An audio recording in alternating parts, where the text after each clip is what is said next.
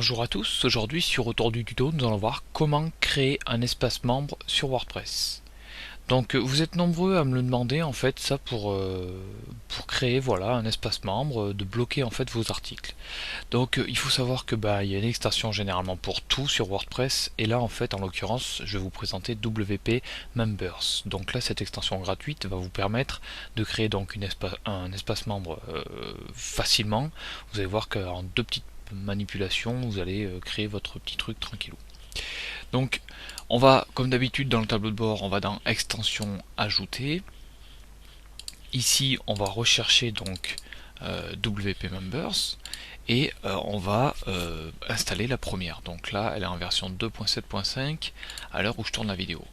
Donc là on l'installe, on clique sur OK. Voilà. On clique sur activer l'extension. Voilà. Ensuite, vous allez retrouver donc un petit menu dans utilisateur. Vous allez retrouver en fait tous vos membres qui se seront inscrits. Et sinon, vous avez dans réglages WP Members, vous avez tous les réglages de l'extension. Alors, ce qui est bien pratique, c'est qu'elle est toute traduite en français. Donc, vous allez pouvoir fouiner un petit peu toutes les options afin de voilà personnaliser votre blog comme vous le souhaitez. Donc là, moi, je vais vous faire voir en fait comment bloquer tout ça, créer pourquoi pas des pages pour que les gens s'inscrivent dessus. Enfin, vous allez voir un petit peu.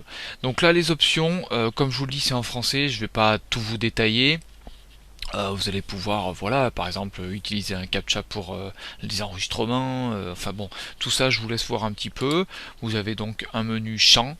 Ça, c'est tout ce que vous allez pouvoir proposer aux personnes qui vont s'inscrire sur votre blog. Donc voilà, toutes les options cochées, c'est les options que vous demandez de laisser à votre utilisateur. Donc après, libre à vous de cocher, décocher ce que vous souhaitez. Dialogue, donc là en fait ça va être des zones qui vont être personnalisables, mais que en fait d'origine vous pouvez laisser comme ça. Voilà, par exemple pour l'enregistrement d'un compte, voilà, vous allez recevoir, en fait il va y avoir un petit message sur votre blog qui va dire voilà, félicitations, votre inscription est complétée. Donc tout ça en fait c'est pas mal, donc c'est déjà tout traduit. Ensuite il y a l'email, donc ça là par contre celui-là il n'est pas traduit, je sais pas pourquoi, mais ça vous pouvez le faire en 2 petites secondes. Donc cet email c'est un email qui sera envoyé automatiquement à la personne qui va s'enregistrer sur votre blog.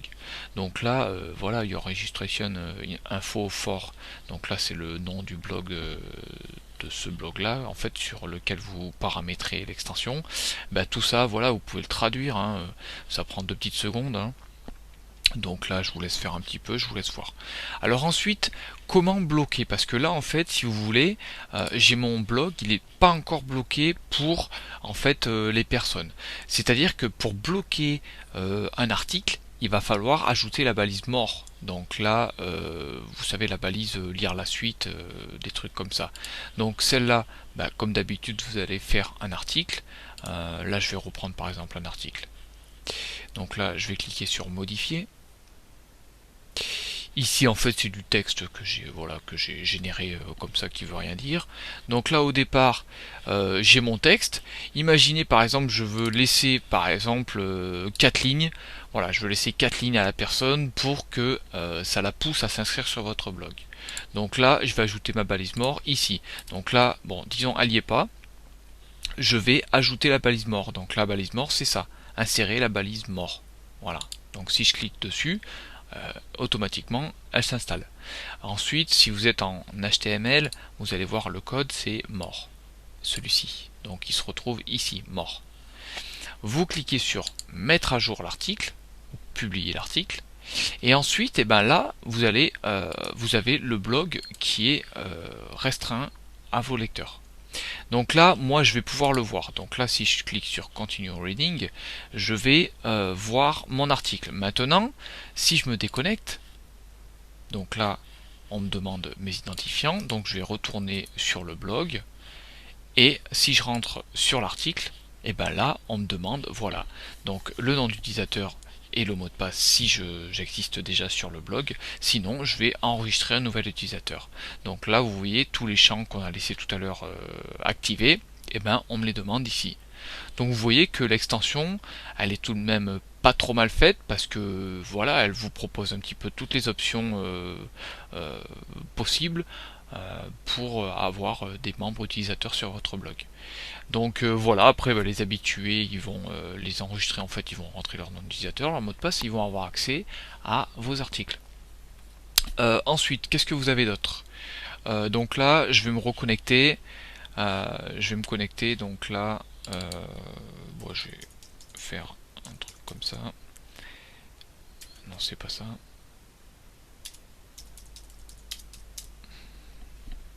Voilà. Donc là, je suis connecté. Donc je vais retourner dans le tableau de bord.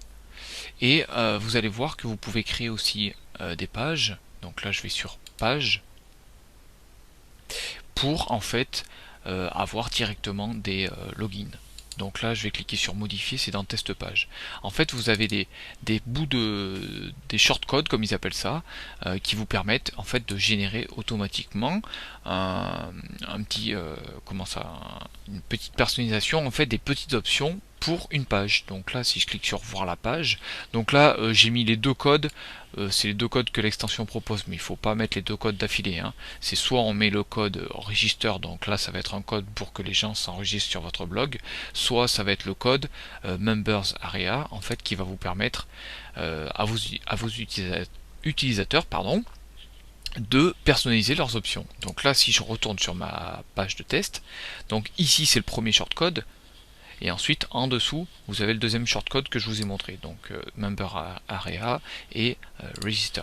Donc là ce qui est pas mal, c'est que la personne qui est déjà utilisateur va pouvoir changer son mot de passe ou éditer ses informations. Donc là, si je clique sur éditer mes informations, voilà, je vais pouvoir personnaliser, je vais pouvoir revenir en fait au tableau que j'avais tout à l'heure pour l'enregistrement. Voilà. Donc ensuite, qu'est-ce que nous avons d'autre? Nous avons aussi des extensions, pas des extensions, des widgets. Donc si je vais sur widget, donc en l'occurrence WP Members Login, donc je le fais glisser sur ma sidebar de droite, et là donc je vais pouvoir aussi personnaliser bien entendu le titre pour pouvoir en fait ajouter un petit menu en fait pour mes utilisateurs qui puissent en fait s'enregistrer directement, se connecter en fait. Voilà. Donc voilà un petit peu pour le WP Members, une extension quand même bien faite qui vous permet voilà d'installer en 5 minutes, vous avez pu le voir, hein, en 5 minutes en fait l'espace membre donc sur WordPress. Donc n'hésitez pas un petit peu à faire tourner la vidéo, n'hésitez pas à laisser un petit commentaire sous la vidéo aussi, pourquoi pas, partager un petit peu comment vous créez un petit peu ces espaces membres, comment vous avez fait, si vous connaissez aussi cette extension, et puis moi je vous dis à bientôt sur Retour du Tuto.